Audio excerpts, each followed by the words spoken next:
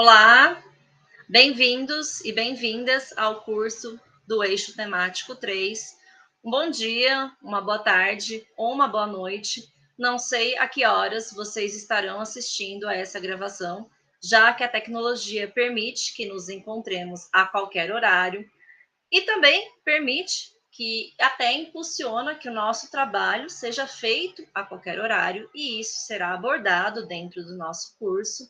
Mas acredito que, especialmente nesta primeira vez, o nosso primeiro encontro, esteja sendo de madrugada, já que disponibilizei a primeira aula do curso às 23h30, do dia 20 de janeiro de 2024.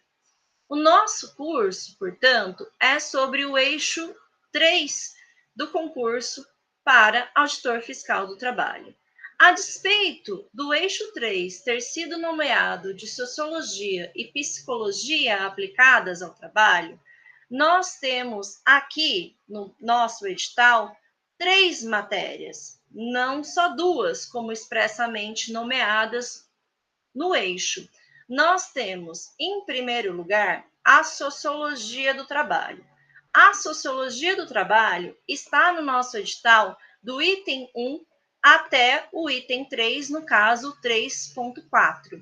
Depois, a gente avança para a economia do trabalho, que está presente no edital do item 4 até o item 7.3. Ou seja, economia do trabalho, a despeito de não estar expressa no nome, está aqui presente para a gente. Depois de economia do trabalho, o edital vem trazer psicologia do trabalho, do item 8 até o item 9.2. O nosso curso vai abordar ponto a ponto desse edital, ponto a ponto do eixo 3.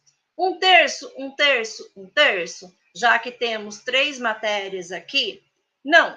Não será feita a divisão dessa forma. Até porque não dá. O edital, ele nos veio de uma forma que, para a matéria de sociologia do trabalho, ele trouxe mais coisa. Visualmente a gente já consegue perceber, mas não é só uma questão visual que tem mais tópicos dentro de sociologia do trabalho. Esses tópicos, eles são mais profundos, para serem aprofundados. Então a gente leva naturalmente mais tempo dentro da matéria de sociologia do trabalho, do jeito, claro, que o edital trouxe, do que das outras 2 matérias, que são economia e psicologia do trabalho.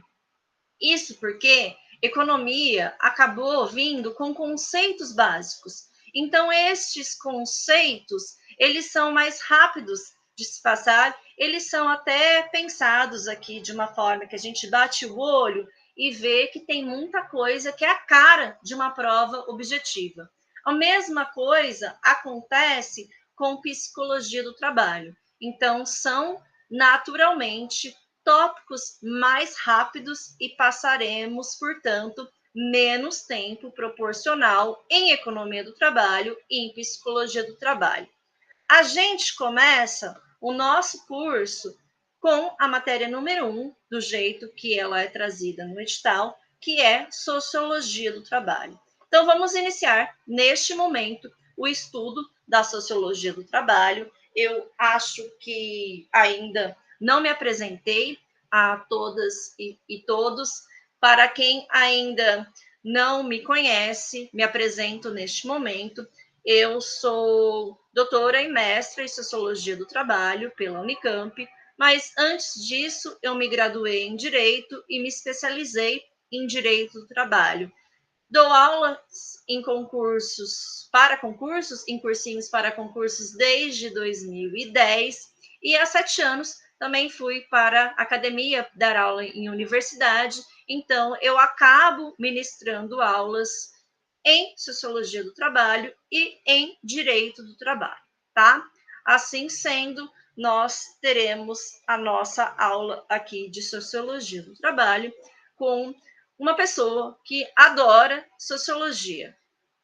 Eu fiz para vocês, neste início, alguns apontamentos e um mapa de importância que serve de guia para a sociologia. Algo para nos guiar nos estudos. Este mapa de importância, ele tem um porquê, tem um motivo, tá? Então, aqui eu trouxe para vocês e eu acabei dando nota o que tem de mais relevante nos tópicos mais relevantes dentro de sociologia do trabalho. Então, vocês podem perceber que nós temos aqui alguns tópicos que são pontuados com 4, nós temos tópicos com 5, com 8, e nós temos alguns especiais que são pontuados com a nota 10. Então, a gente percebe aqui, olha só, que o trabalho como uma categoria do pensamento sociológico é 4. Conceito de trabalho, 7. Trabalho, ação, necessidade e coerção, 4. Exploração e alienação, 8. Trabalho e progresso técnico, 5. Divisão do trabalho e distribuição de tarefas, 5. Processo de trabalho e organização do trabalho, 8. O trabalho humano e sua evolução histórica, trabalho escravizado, trabalho feudal, em servidão, trabalho livre protegido, 10. Artesanato, manufatura, maquinofatura, mecanização da produção, 6. A revolução industrial e o capitalismo industrial, 8. Modelos de gestão e organização do trabalho, Taylorismo, Fordismo, Toyotismo, as plataformas digitais e seus impactos no trabalhador e na sociedade, é 10. O movimento operário, 7. Sindicalização, 7. Ação sindical, tipologia, 5. Evolução do sindicalismo diante as transformações do mundo do trabalho, 7. As greves e os conflitos trabalhistas, 7.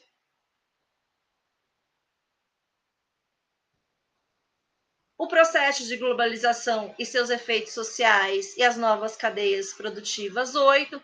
O proletariado de serviço, as plataformas digitais, a inteligência artificial e o cyberproletariado, 10.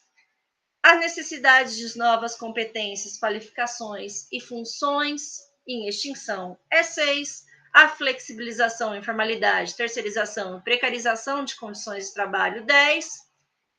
O trabalho no pensamento clássico, 5. A teoria do valor-trabalho, 9. A divisão social do trabalho, 7. A divisão sexual e racial do trabalho, 10. Bom, então nós temos algumas perguntas prévias antes da gente adentrar no primeiro tópico nosso de estudo, que são as seguintes.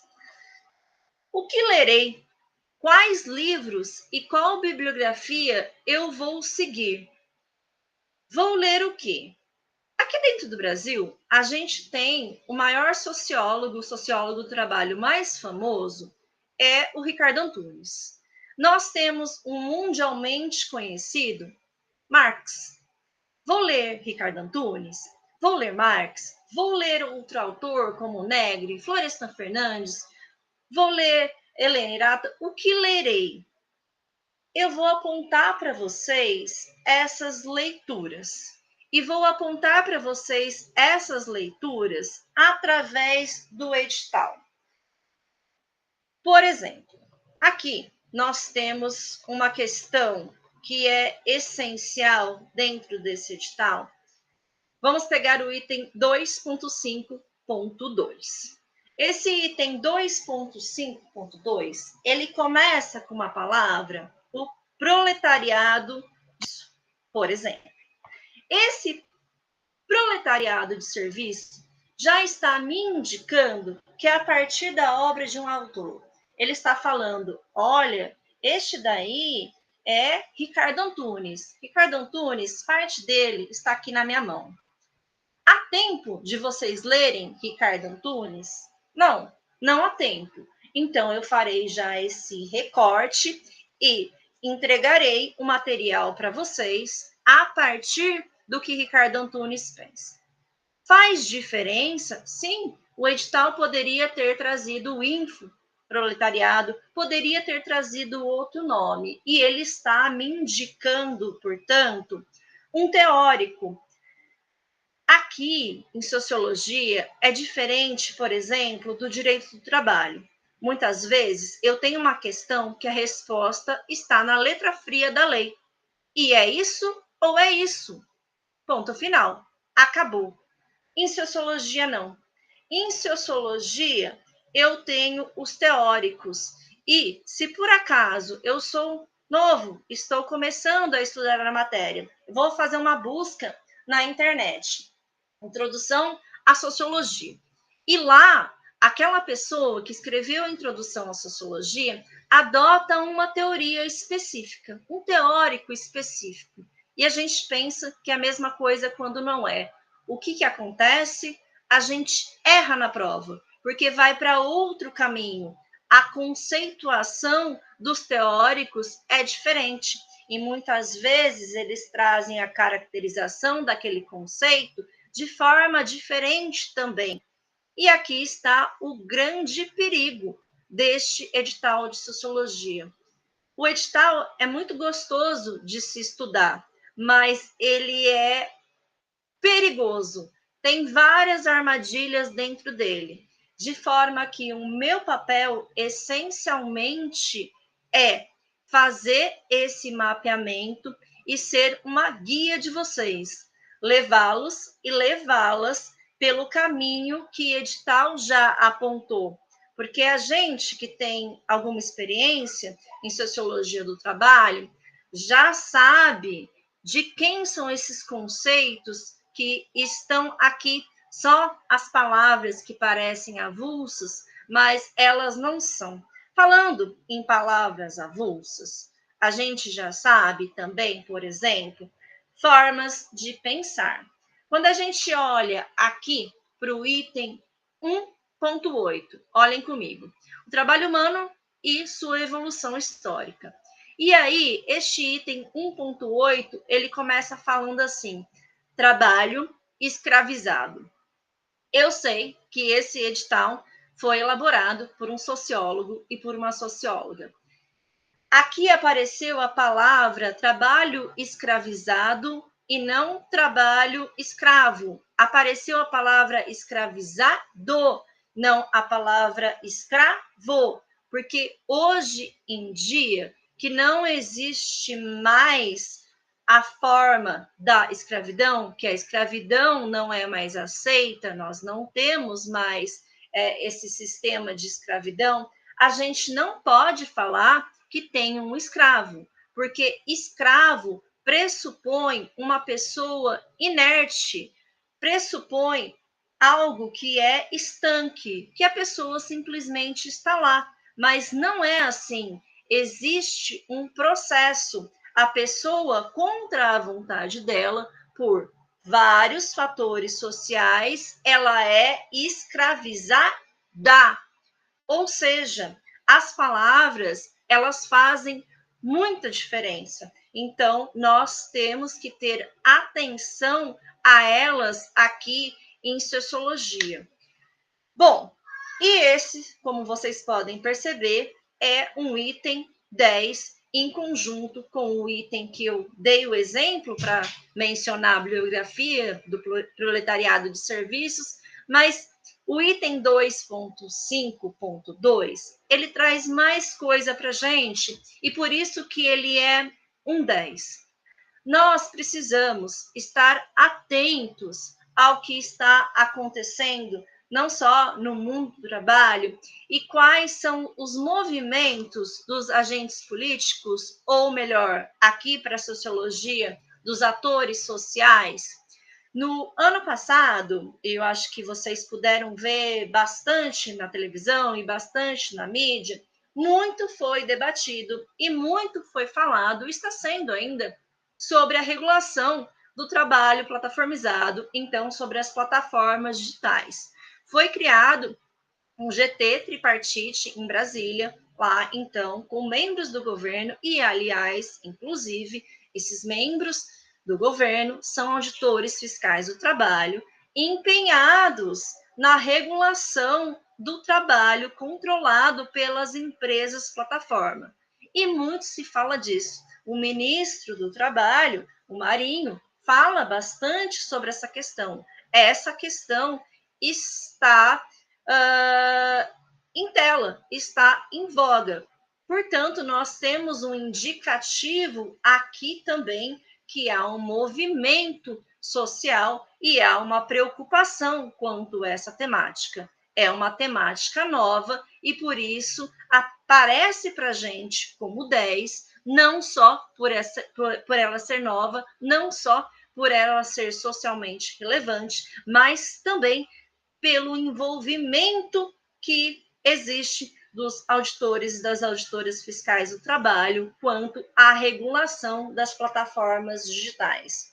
Um outro item que eu trouxe para vocês como 10, e este item é o 2.3, que fala do Taylorismo, Fordismo e Toyotismo, porque ele leva o 10. Ele leva o 10 porque ele é extremamente recorrente nas questões objetivas. Quando a gente olha para concursos que têm sociologia do trabalho, aparece sempre ou quase sempre uma questão objetiva que traz as características do Taylorismo, do Fordismo ou do Toyotismo, para a gente identificar essas características. Então, a gente já sabe aqui que temos um indicativo muito forte para uma questão objetiva da nossa prova. E não só isso, nós temos mais um item aqui que também é a teoria do valor-trabalho, que nós entenderemos e compreenderemos o que é essa teoria na aula de hoje. Ele é propício para que seja feita uma questão objetiva, pensando em mais-valia, pensando em mais valor. Ele é desenhado de uma forma que é fácil fazer uma questão objetiva a partir deste item e também acaba sendo recorrente em concursos públicos que exigem a sociologia do trabalho. E, por fim, eu coloquei um outro item, que é o 3.4, como 10, como principal para a gente estudar, porque a gente precisa olhar realmente para tudo que acontece, para o perfil de concurso, para tudo que está acontecendo, para quem elabora a prova, para quem pensa a prova e quem estrutura a prova.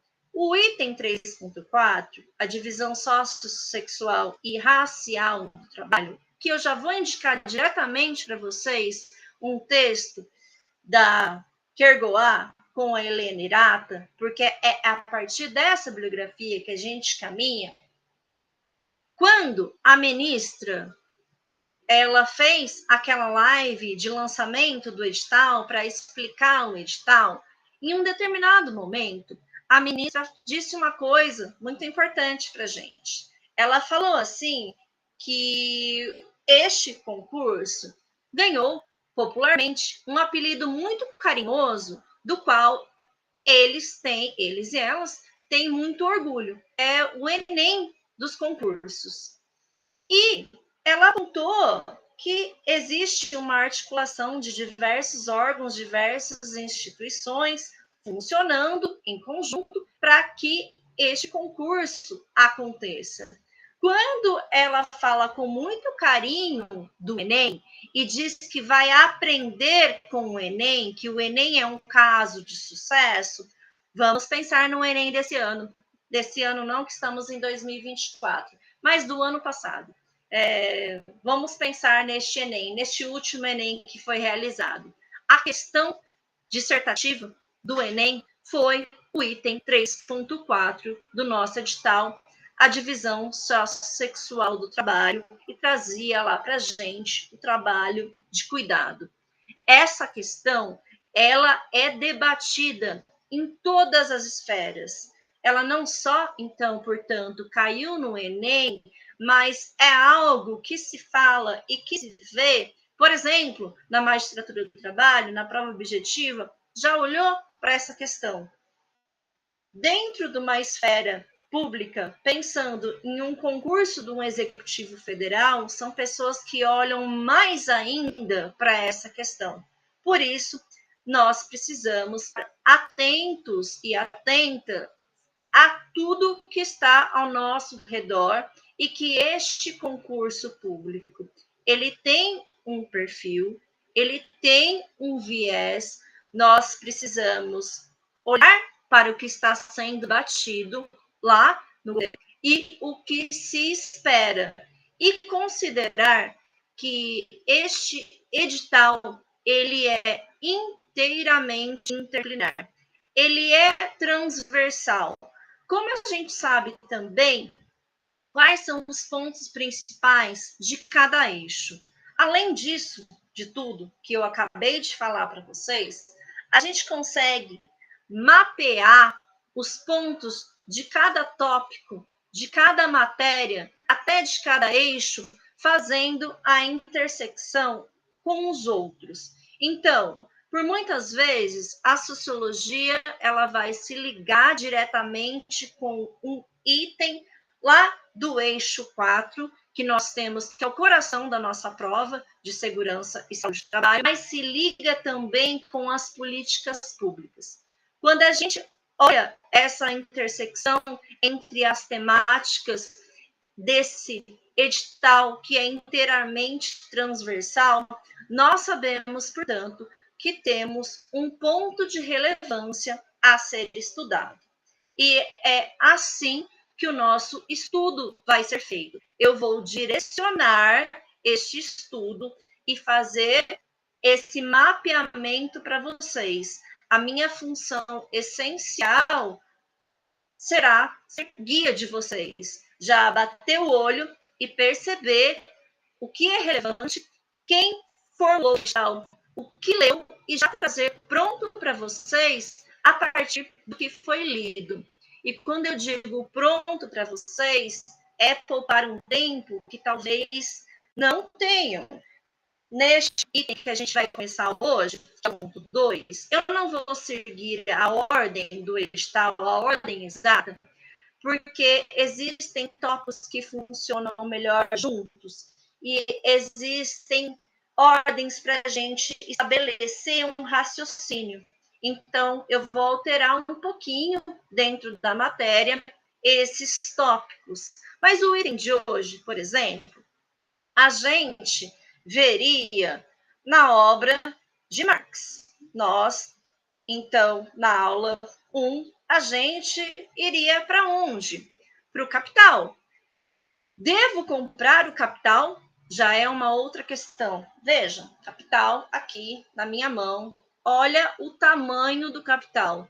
Mas o Capital não é só o tamanho. O Capital, ele é uma obra extremamente densa, que precisa de uma, duas, três leituras do jeito que é trazido. Não dá tempo, nós não temos tempo com tanta matéria que a gente tem que estudar para se aprofundar no Capital. O que eu vou fazer para vocês?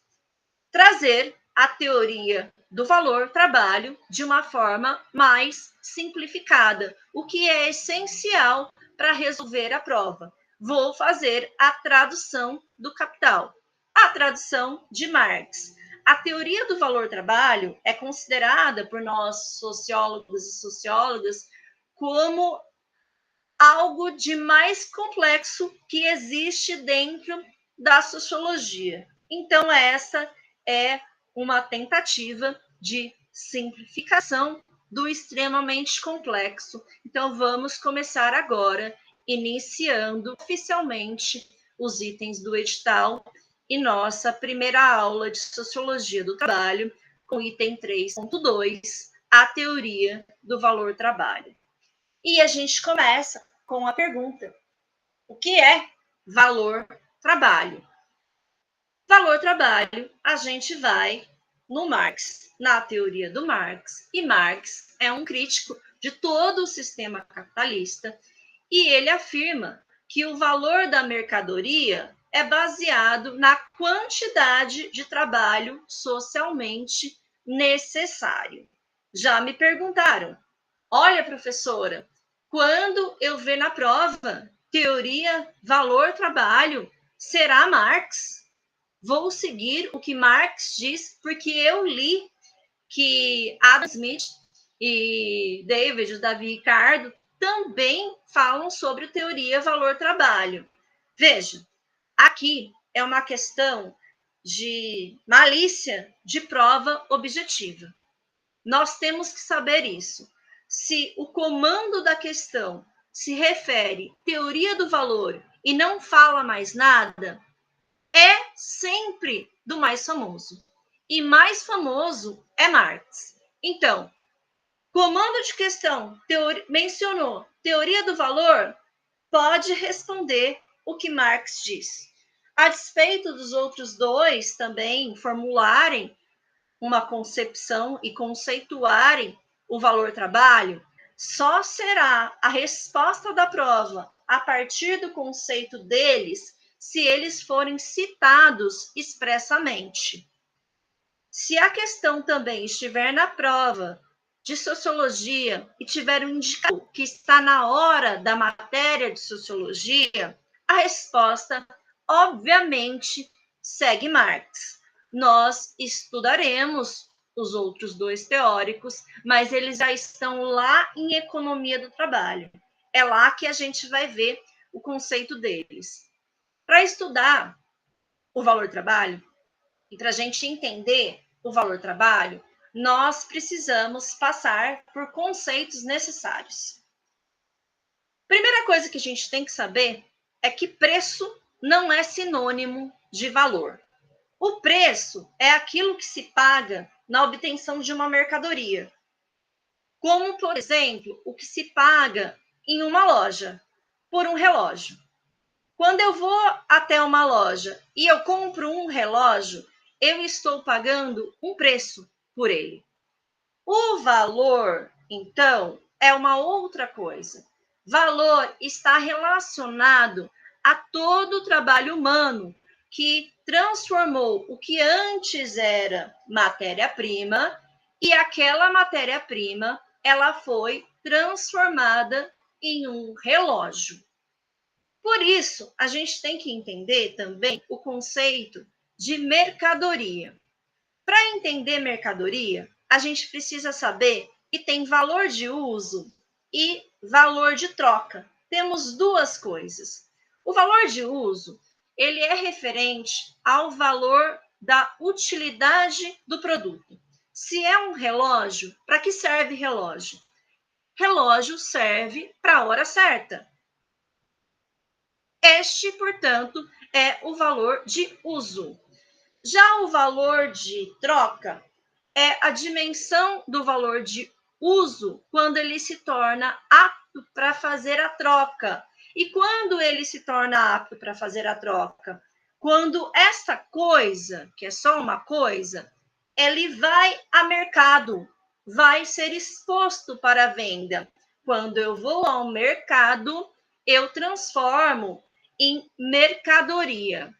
Professora, então, o valor de troca é o que vale para o sistema capitalista? Sim, o que vale é o valor de troca e não o valor de uso. E o valor que vale para a pessoa, subjetivamente? Vejam bem, vou dar um exemplo aqui para vocês do próprio relógio. Até tirei. Este relógio aqui é velho, né? Estão vendo? É um relógio, sim, não parece, mas é um relógio. Ele é velho, ele é bem antigo, praticamente não está sem bateria, eu não consigo trocar a bateria, não é de ouro, não é de marca, não é de nada. Ele é meu relógio, então ele tem um valor de uso para mim. Este valor de uso é inestimável, porque foi o último presente que minha mãe me deu antes de morrer. Então, o valor para mim é imenso. O valor de troca, se eu for vender ele para alguém, não é nada, é ínfimo. Portanto, valor de uso é diferente de valor de troca quando eu transformo algo em mercadoria. Nós sabemos que para produzir essa mercadoria é essencial o trabalho humano. Só que é uma tentativa de ocultar e de apagar esse trabalho humano no processo de produção de mercadoria. E isso é estratégia para desvalorizar o próprio trabalho humano. é a estratégia da classe dominante para rebaixar a remuneração pelo trabalho executado.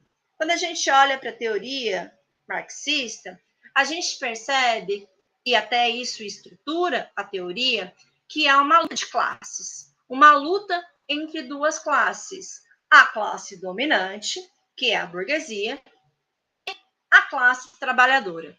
A classe dominante, ela é a detentora dos meios de produção. Já a classe trabalhadora não tem os meios de produção. Então, nós falamos que é uma classe expropriada dos meios de produção. E aí, para sobreviver na sociedade capitalista, ela tem que vender a sua força de trabalho para o burguês, para o próprio capitalista. A grande crítica feita pelo Marx e também pelo Engels é que o lucro é adquirido por essa exploração da força de trabalho da classe trabalhadora. No entanto, o que é produzido por ela não é pago para ela, não volta para ela. E esse é o eixo central do que a gente conhece como mais-valia. A mais-valia é um conceito desenvolvido lá no século XIX pelo Marx e significa que os trabalhadores e as trabalhadoras não recebem o equivalente àquilo que eles e elas produzem. O lucro obtido através da produção e venda das mercadorias vai direto para o empregador, vai direto para o capitalista, que se apropria do trabalho excedente. Para a gente entender, que a gente entende através de exemplos, eu vou aplicar a equação de Marx a mim. Em 10 dias de trabalho, eu, como professora, e aqui vamos falar que eu dou aula para uma escola, eu dou aula para um cursinho, eu dou aula para uma faculdade. Em 10 dias de trabalho, eu produzo equivalente a 10 aulas. E isso é aproximadamente R$ 1.000. Quando eu trabalho por um mês, a minha produção, portanto, é R$ 3.000. Só que eu recebo como salário R$ 1.500. Ou seja, todo o excedente, que são 15 dias de trabalho, vai ficar com a escola, vai ficar com o cursinho. Durante os 15 dias iniciais, eu tive o chamado por Marx de trabalho necessário. E esse é o necessário para que eu tenha condições de subsistir. Nos outros 15 dias, eu tenho o trabalho excedente. A mais-valia é resultado deste trabalho excedente. Da mais-valia, temos duas formas. Nós temos a mais-valia absoluta e nós temos a mais-valia relativa. A mais-valia absoluta é em relação ao tempo, ao prolongamento da jornada para se produzir mais. Então, por exemplo, em qualquer trabalho, se antes eu tinha uma jornada de 6 horas e eu passo a ter uma jornada de 8 horas, ou seja, elastecia a jornada, nós estamos falando da mais-valia absoluta. Então, a ligação aqui é mais-valia absoluta, prolongamento de jornada. Ao mesmo passo que nós temos a mais-valia relativa. A mais-valia relativa, ela não está ligada à extensificação da jornada, ela está relacionada à intensificação do trabalho, ao aumento da produtividade pela implantação de maquinário, pela implantação de novas tecnologias do trabalho, ou seja, é possível produzir mais no mesmo tempo ou até em tempo inferior. Assim, por exemplo, quando eu tinha uma costureira, ela fazia tanto, mas com a máquina de tear, passou-se a produzir mais blusas na mesma quantidade de tempo. Se antes eram 10 blusas em 8 horas, com a máquina de tear se faz 100 blusas nas mesmas 8 horas. Isto, portanto, é a mais-valia relativa. Nós podemos ter, observem, em conjunto, a mais-valia relativa e a mais-valia absoluta. A prova pode trazer um exemplo em que se está produzindo mais, prolongando jornada, e veio a introdução do maquinário ou de uma nova tecnologia, e eu também estou produzindo mais, dado a elas. Ou seja, eu consigo extensificar a jornada e intensificar o trabalho ao mesmo tempo. Se vocês virem isso na prova, temos que marcar na questão que trata-se de mais-valia absoluta e mais-valia relativa. Nós temos um outro conceito, que é o conceito de alienação. Como trabalhador e trabalhadora não controlam os meios de produção, porque eles não detêm esses meios de produção, eles precisam vender a sua força de trabalho para sobreviver no nosso sistema capitalista. E eles e elas, acabam se tornando também a mercadoria. Assim, os trabalhadores e as trabalhadoras ficam alheios ao produto final. Alheios ao produto final por quê? Antes do capitalismo, as pessoas acabavam produzindo o necessário para a subsistência e elas participavam de todas as etapas de produção da mercadoria. E isso proporcionava a quem trabalha a noção de quanto valia o seu próprio trabalho.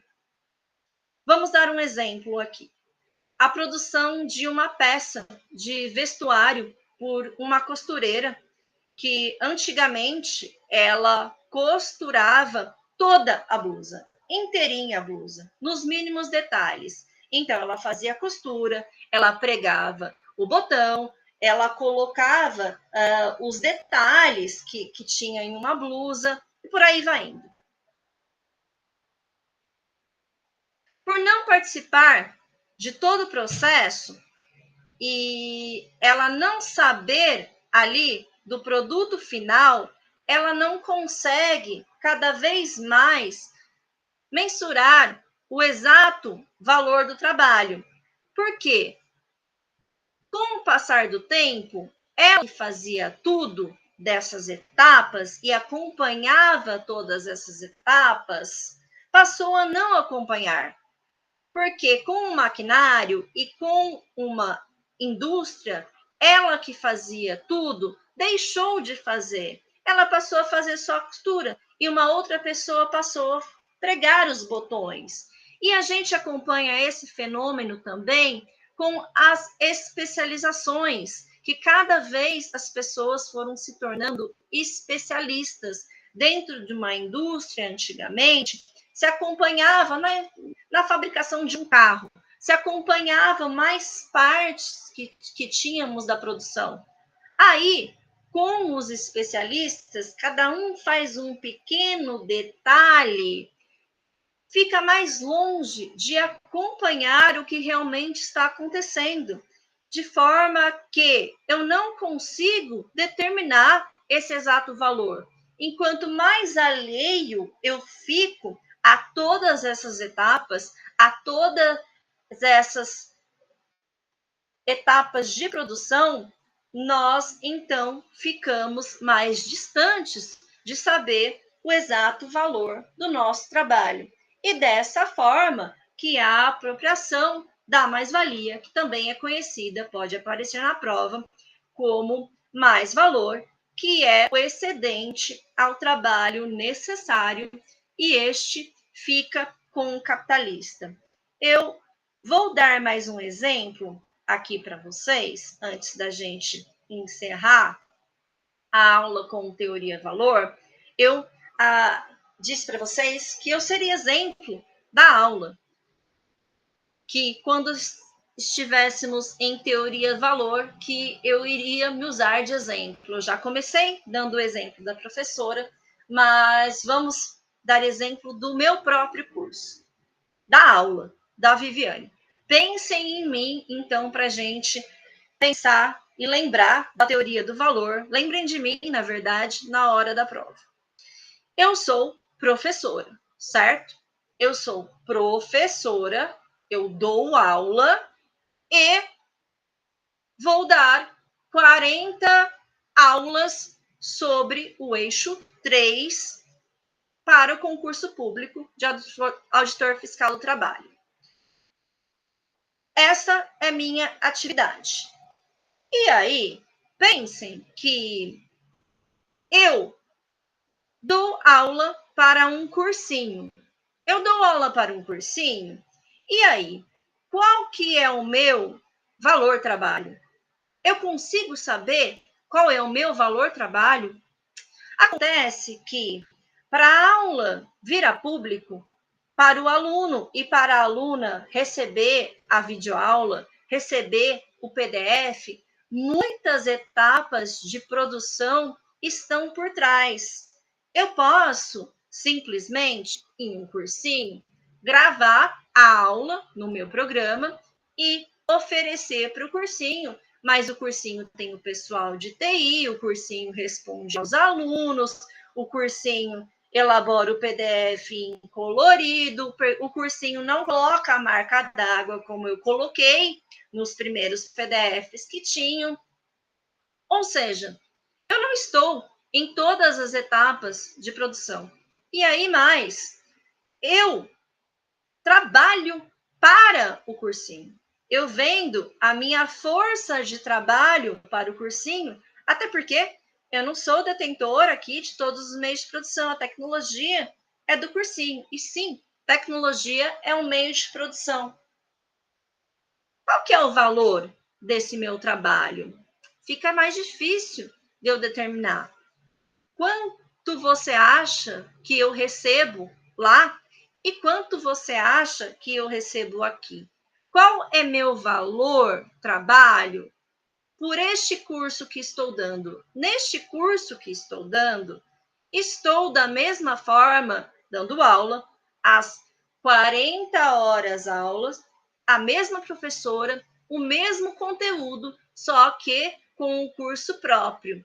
Só que eu elaborei a aula, a videoaula, o PDF, tenho todo o maquinário, entrei em contato com cada aluno, com cada aluna, respondi as dívidas, fiz a parte do financeiro, fiz a logística, fiz absolutamente tudo.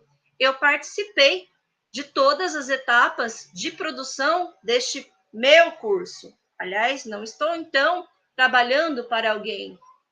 Estabeleci um valor trabalho para mim. Fiquei mais próxima de saber qual é, por causa disso, por ter domínio e conhecimento das etapas de produção.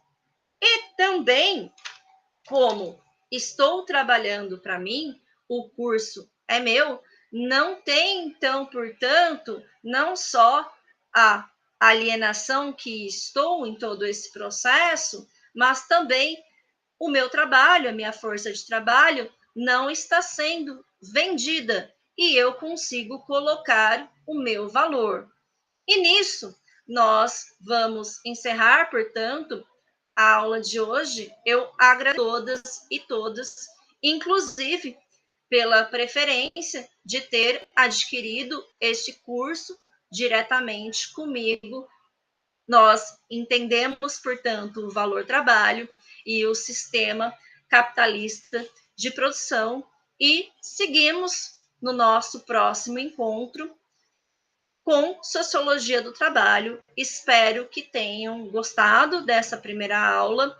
Já na nossa segunda aula, começaremos com força total no edital, são muitos tópicos, muitos itens. A partir da nossa segunda aula, também ao encerramento, nós teremos uma resolução, uma rodada de resolução de questões objetivas. Essa primeira aula, ela foi mais introdutória do curso, e tivemos tempo apenas para passar um tópico. Então, uma boa noite, porque eu vou chutar que ainda é madrugada para vocês. Uma boa noite e até a próxima. Obrigada.